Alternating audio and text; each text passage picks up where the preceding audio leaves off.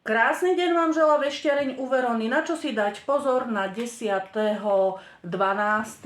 Na zlodeja, pozor, peniaze, vodnár, ryby, tiež na kríže, lebo prerátavate peniaze, barán na úradné záležitosti, bík na pokazenie nálady, blíženci na rodinné záležitosti, rák na lásku, lev na nejaký dlhodobý problém, ktorý riešite a dneska sa ako keby znova začal riešiť.